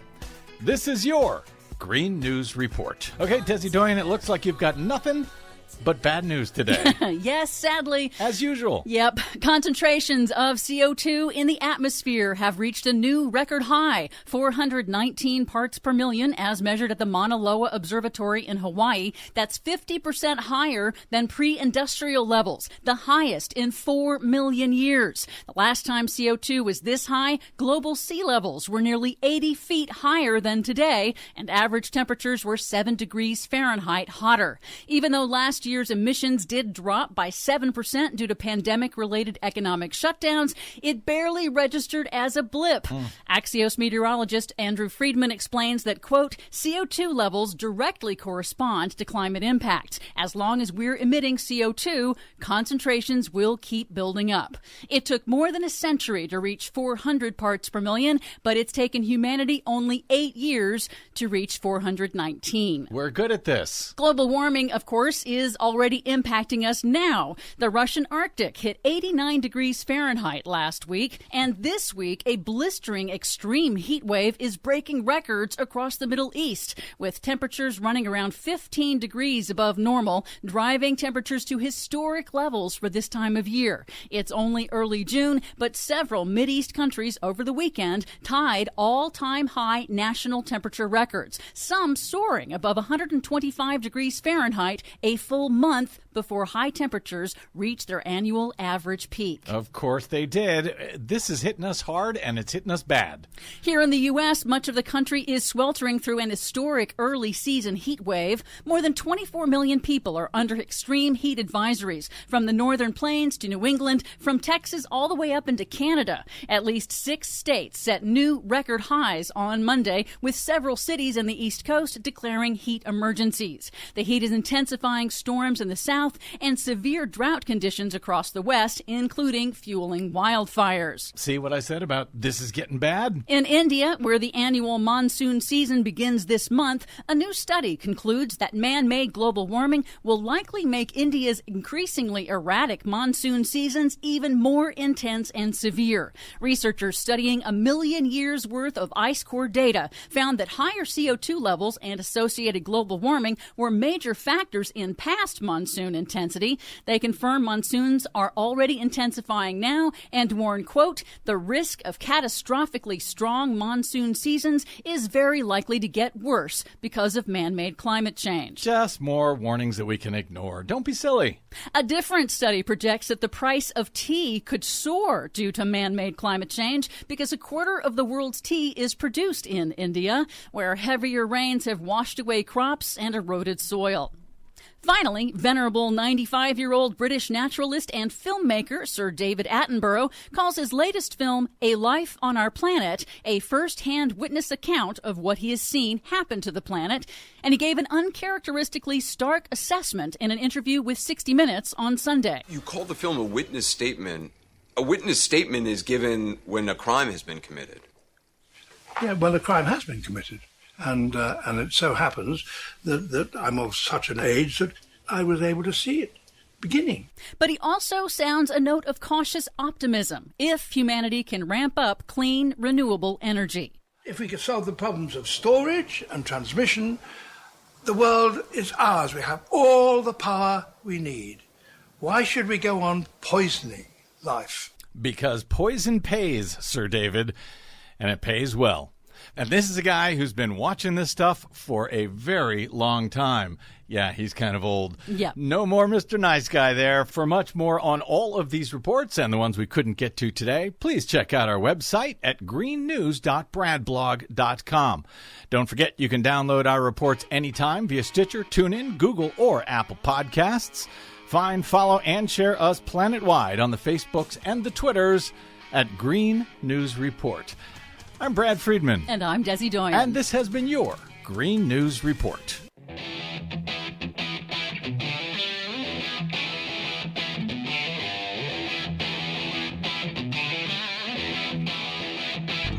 Welcome back to the Rick Smith Show. Now, here is Rick Smith. So a lot of talk about Joe Manchin and West Virginia. And what's interesting to me is the good folks at and Citizens United did a little opinion poll of the folks in West Virginia and found that some of the Biden policies pretty popular, like the American Rescue Plan, the COVID relief plan. 64% of the folks there in West Virginia favored it, 31% not. The American Jobs Plan that Joe Biden has proposed, 68% of West Virginians said, yeah, we like that. And of the For the People Act, a whopping 79% said that they believe that everyone should have the right to vote and we should make it easier and do the things that are in that. I got to tell you, I'm fairly shocked by that number, which tells me maybe people are getting a different message than Joe Manchin and the rest of the Republican Party. And here to share some thoughts on, well, what do Democrats do with Joe Biden? What do they do with the filibuster? Is Joe Biden... is Joe Manchin right? Is it we can't get rid of the filibuster because it would be bad? Well, here to share some thoughts, I've asked our good friend Marshall Herskovitz to come talk with us. Marshall's an American film director, writer, producer, currently the president emeritus of the Producers Guild of America. Marshall, thanks for taking time for us. Well, thank you for having me. It's great to be back. So you've got this opinion poll out saying, people pretty happy with Joe Biden, pretty happy with some of the policy directions and the For the People Act, 79%. I got to tell you, I'm shocked by that number. Yep. Yes. But of course, people don't know what's in it. So, they like the idea of people being allowed to vote. And I think that's very important that that's popular. But I think, honestly, I think we're looking at this whole thing through the wrong lens. I mean, people are talking about Manchin and whether he should support this or that, whether he should be, getting rid of the filibuster. I mean, you and I were just talking about this. I think the only lens we should be looking through right now is 2022 and 2024. We are in such danger. I mean, we would be in danger even if, 14, 15, 16 states weren't really considering ending democracy by allowing their legislatures to overturn elections. Right. I mean, when you look at the Texas bill, it's not even as bad as a lot of these other bills because they can invalidate an election, but that just means they have to hold another one. Some of these ones are literally going to let the legislatures decide. It's a nightmare. So the point is, we have to only be thinking of how do we have landslide victories in 22 and 24 when history tells us we're going to lose. So, we are up against such an enormous difficulty right now. So the focus has to be, how do you win? Now, it may be that the way to win is to get rid of the filibuster and pass all this stuff that we want to do and get it done quickly. It may be that's not the way to win. I think research is going to tell us a lot. I think the thing we have to really understand, and it's what I keep saying every single day, is that we are up against a right-wing messaging machine that is 100 times more powerful than anything we have. Look at you with your show. How many right-wing hosts are there doing radio shows compared to you? There's 1,000 it's terrifying. Easy. There are thousands. It's terrifying. Easy. It's terrifying. Fox is terrifying. OAN, it's all terrifying. They're all coordinated. They all have the same messaging. They have billions of dollars behind them. We have nothing like that. The progressive left, the regular left, the Democrats have nothing like that. They don't understand messaging. This is the real problem right now, is that we keep doing things that they message against us. And so even as those people in West Virginia are saying they're okay with the For the People Act, if you poll them on other things, they're gonna hate things that they think Democrats do or they think Democrats stand for because right-wing messaging told them that's what Democrats are. And that's our real problem right now. That's what we really have to fight. So, for instance, let's talk about For the People Act. The For the People Act has a lot of problems, and the Democrats should admit it has a lot of problems. It is a Democratic wish list. It is a partisan act. And I'm not saying, by the way, that I believe the Republicans would support it. That's not my point. They're never going to support it. The Republicans aren't going to support anything we do. The battle is for the hearts and minds of the people. And what I'm saying is there are things in the For the People Act that the right can use against Democrats that don't need to be in there. You don't need automatic registration. You don't need same-day registration. That we haven't had that before, and we don't need that to win elections. That's a wish list, okay? What we need is to get rid of gerrymandering. What we need is to get rid of suppression. There are so many aspects of what we do need, and we should be getting rid of the things we don't need, because what we're doing is we're shooting ourselves in the foot. Yeah, but isn't that from a negotiating standpoint? If you're taking your legislation, your wish list, for instance, into negotiation with someone who's going to give you nothing, these give you things to then take off the table. That's my whole point, and you're exactly right. There's no one to negotiate with anymore. So what you're doing is you're negotiating with yourself. I'm of the mindset, if you're going to not negotiate with me and you're going to give me my wish list, I'm going to take my wish list. No, all right. Here's where I disagree, okay? Who we're negotiating with is the American people. Who we're negotiating with is the 75 million people who voted for Donald Trump, and more of them who voted for Republican candidates instead of Democratic candidates. That we have to negotiate against ourselves, and I'll tell you why. Because it's about acting in good faith. What the American people really want right now is someone who's going to act in good faith. And if the Democrats say, this is the bill we actually need as Americans, it's not a progressive bill, it's an American bill, there are tens of millions of people who are going to hear that in the United States. And those are the people we need to change their vote from the Republican in their state to the Democrat in their state. So that's why I say, yes, we should be negotiating against ourselves, not out of weakness, because that's how you win elections. But here's where I kind of agree with you on this, but there's a part of me that goes, you're never going to get them to come along. You're never going to get the Republicans to come along. And their message machine, no matter what you do, is going to be against it.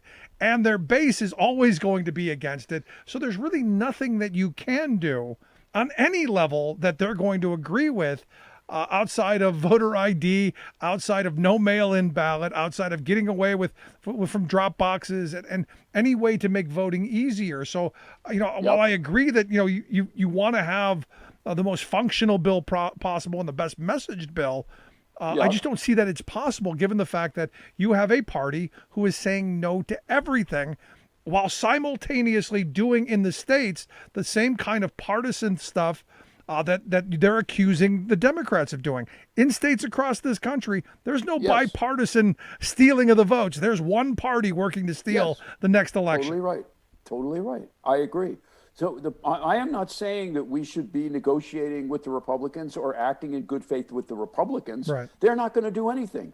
I'm saying act in good faith with the people who are persuadable. And I'm saying there are tens of millions of people in America in the middle who are persuadable. The Republican base is not persuadable. They are in delusion land. Right. Okay. But there are millions of people out there who are not happy with where the Republican Party is going. And if they see a Democratic Party act like grown-ups, and in other words, like the things you say, it's like, yes, I think mail-in voting is great, but we lived without mail-in voting for the most part for 200 years. We lived without early voting for 200 years. It would be great to have it, but it's more important that we get rid of gerrymandering. It's more important that we get rid of outright voter suppression, of the closing of polling places. So what I'm saying is, if the Democrats put forth a lean, honest, straightforward bill that was dead clear on the fact that it was going to make voting possible for everyone. Let me say one other thing, okay? The ideological difference between Republicans and Democrats about voting is that Democrats say it should be easy to vote. Republicans say it shouldn't be easy to vote because Republicans believe that Americans are basically lazy. That's why Republicans say, well, we give them too much benefit so they won't go back to work. That's why, that's why Romney in 2012 said 47% are the takers, okay? Republicans believe that you should get off your ass and work to vote. You should have to register. You should have to go there. You should have to be an upright citizen and show that you really care about voting. They're not going to change their minds on that. So what I would say is give a little bit to that side. We don't have, there's no, we can win elections under the terms that they're talking about, but we can't win elections if legislatures overturn the vote of the people. We can't win elections if they have no polling places in black areas. I mean, there are very specific things that we really need in a bill to protect our democracy. And we can live with the rest because we've lived with it for a long time. That's Right. what I'm saying. So you would suggest, and I don't know where you're at on this, would you suggest saying that, voter ID is okay? It's not a question of whether it's okay. I think it's a question of, first of all, it's also about many Republicans believe that the federal government is trying to have too much power. And they're going to vote against something like that, not because they agree or don't agree with voter ID, but because they don't want the federal government to mandate it. That scares the crap out of them. So I would say, leave that to the states. They already have voter ID in these states. We can mobilize the forces necessary to get IDs for all those people. We should get our damn billionaires to put up $500 million so that we can get everybody an ID who needs one. I'd rather we spend our money doing that and protect the things that are absolutely essential to make sure that we're allowed to vote. Yeah, I mean, at this point, the reality is something has to get done because, 2022, if things remain the way they are, I can see, the original intent folks have already told us they want to go back to the way things were, the House of Representatives deciding who's going to be president. I get it. I get it. I'm just saying that, look, it's impossible to predict the future. We have to ask ourselves, what's the best way to win in 22 or 24? Right. And my feeling is the best way to win in 22 or 24 is we must get things done, but it must be able to be said about the Democrats that they did it in a fair-minded, grown-up American way. So, for instance, let's say we end up getting rid of the filibuster, okay? If we got rid of the filibuster because we ran into 6 roadblocks from the Republicans time after time after time, and it was ridiculous already, and it was clear that they didn't want to get anything done, then more people are going to say, okay, I guess maybe it's all right to get rid of the filibuster. If you get rid of the filibuster right now, a lot of those people in the middle are going to say, those socialist Democrats, see, they want to just seize power. So again, it's how it's done. No, I'm glad you brought that up because this is why I say this is a failure of Chuck Schumer. It's a failure of Schumer to hold Sinema and Manchin to account.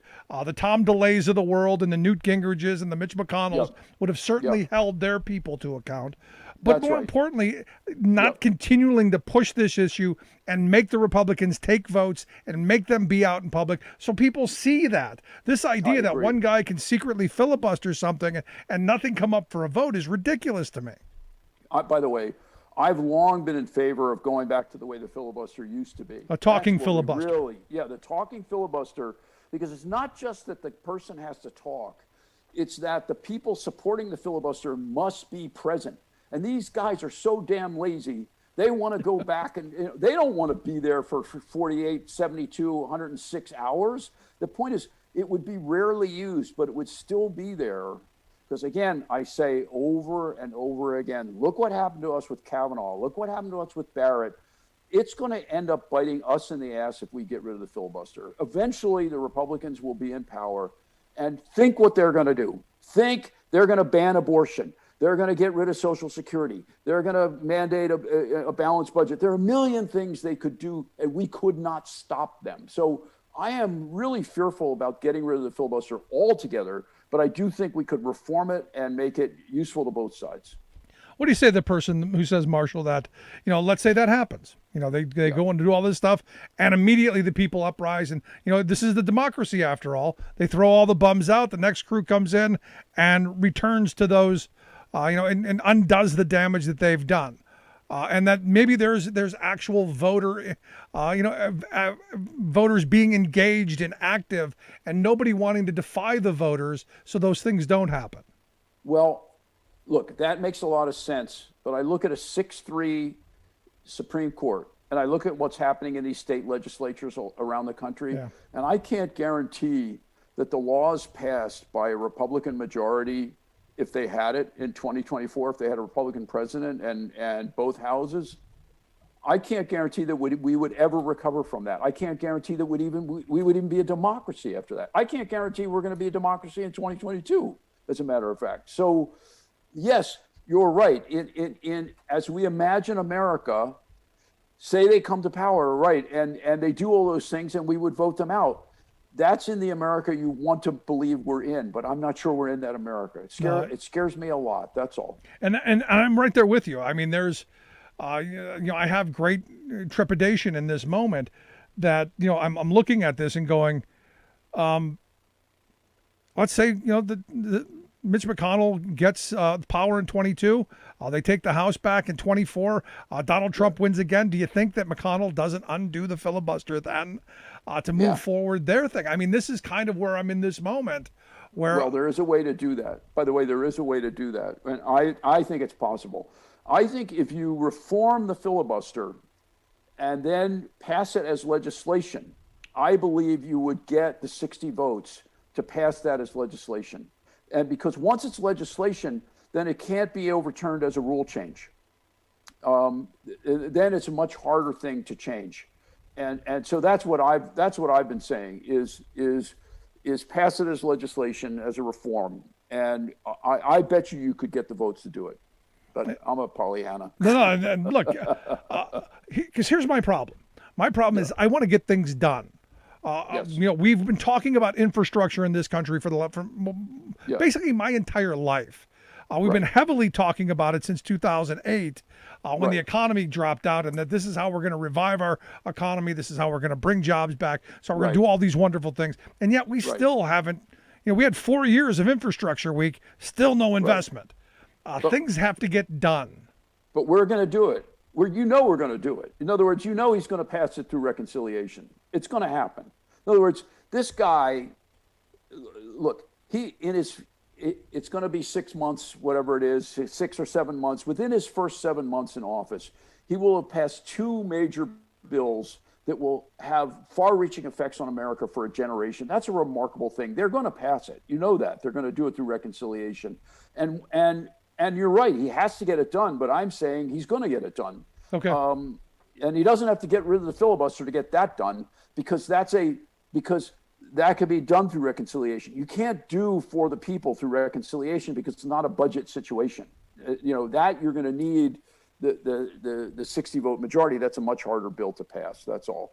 But us old guys know that Washington is really slow. Things are slow. I think he's been really fast getting things done, historically speaking. Yeah. And he's going to get this done. They're in the middle of it. It's going to go on maybe a couple more weeks, and then they're going to pass it through reconciliation. Yeah, they can't let it go much longer because they need a win. And people's lives need to get better. At the end of the day, you need those jobs. You need that economic activity, because people vote on how they're feeling, and Republicans understand this, which is why we're seeing this negotiation game that's going on. The same thing they pulled back during the Obama. They're just trying to slow it down. They're trying to run out the clock. That's all they're doing. Yeah. Last question I've got for you, because here's where my concern back to for the People Act and voting. Is there anything Democrats can do between now and the next election that you see that can get through that's going to stave off the kind of disaster that I see in 2022 as states across this country with Republican legislatures and governors have basically rigged the game already? Is there anything to be done, or is this you're going to need a landslide to hold on to anything? We're going to need a landslide, and what should be done, we don't have the apparatus to do, which is we should be doing an unbelievable messaging war in all of these states. Who would have ever thought that the most powerful weapon we have on our side right now is corporate America? That's where we are right now, is who's defending democracy is corporate America. That's remarkable. And that's shame on all of us that we can't do better, that it's finally Coca-Cola, that stands up for us. We should be spending $500 million in messaging right now in those states, convincing people that what they're doing is absolute folly. And we could do that, but we just, there is no will or understanding in the Democratic Party that's how you win political wars, is through messaging. Yep. No. You're preaching to the choir on that one, Marshall. I know. But I appreciate the time and the thoughts. Yeah. Good talk. All right. Thank you, as always. Good stuff. Our good friend Marshall Herskovitz. I'd love to hear your thoughts. You agree? We keep the filibuster, maybe reform it, maybe get legislation. Well, it's an idea. Love to hear your thoughts. Email me, rick@thericksmithshow.com. Quick break. Right back. Stick around.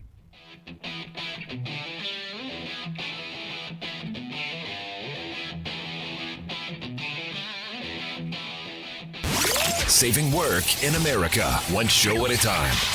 The Rick Smith Show.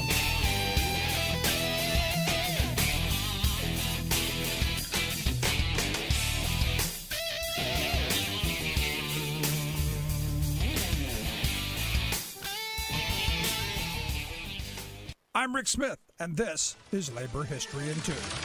On this day in labor history, the year was 1904. That was the day that John Carley, a union miner, was shot down in Dunnville, Colorado. Carley was part of a strike in the Cripple Creek gold mining region. The miners had gone out on strike in support of workers at the Standard Mill in Colorado City, which processed the mined ore. Colorado Governor Peabody was determined to break the strike. He called in the state militia, who joined forces with company Army gun thugs, with 1,000 rifles and 60,000 rounds of ammunition to back them up. General Sherman Bell, a veteran of Teddy Roosevelt's Rough Rider Squad in the Spanish-American War, led the National Guard. During the strike, one of General Bell's deputies is said to have declared, "To hell with the Constitution! We aren't going by the Constitution." This pretty much summed up General Bell's approach to the conflict. The militia began to round up Union miners. More than 1,500 miners were captured and given a so-called trial by the militia. 238 of these miners were then deported from the region. They were shipped by train to Denver, Kansas, and New Mexico, and warned not to return. The militia learned of a group of pro-union workers at a small encampment known as Dunnville. General Bell loaded up more than 100 militiamen and company deputies on a train and headed for the camp. There they exchanged gunfire with the miners. 65 miners, armed with just 10 guns among them, had little chance against the well-armed company men. John Carley was killed, and 14 miners were arrested. The Union was crushed in the sights of 1,000 guns. For more information, go to laborhistoryin2.com, like us on Facebook, follow us on Twitter at laborhistoryin2.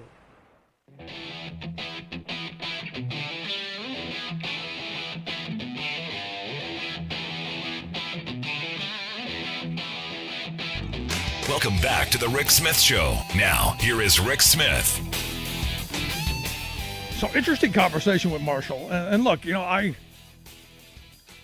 I'm of the mindset that you got to get something done.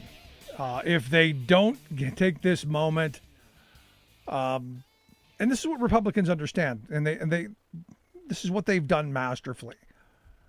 They stall, they delay, they run out the clock, knowing that when nothing gets done, they can turn around and go, "See, nothing got done." Not that it was our fault, but nothing got done. So you should put us back into power, so nothing will continue to get done. And, there is the thought that, if they do get the kind of power that would be filibuster free, which is why I'm in favor of a talking filibuster. At the end of the day, if it's that important, everything stops. Nothing gets done. We block everything. But you can't have a situation where you need almost a supermajority to get something done. Because what ends up happening is nothing gets done. And then you have people going, well, no, they'll let the states do it. Well, what the states are in the process of doing right now is figuring out how to steal the next election. I mean, that's the scary part in all this.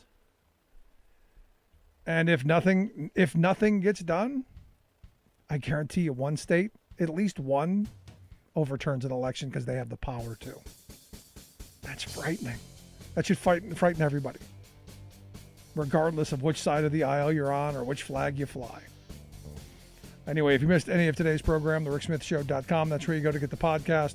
The Rick Smith Show app on the smartphone. Take the program on the go wherever you go. And as always, you can email me, rick@thericksmithshow.com. Thanks so much for tuning in. We'll see you back here next time.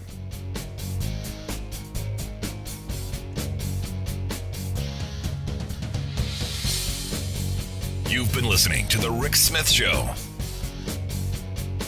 Email Rick at rick@thericksmithshow.com. Until next time, this has been The Rick Smith Show.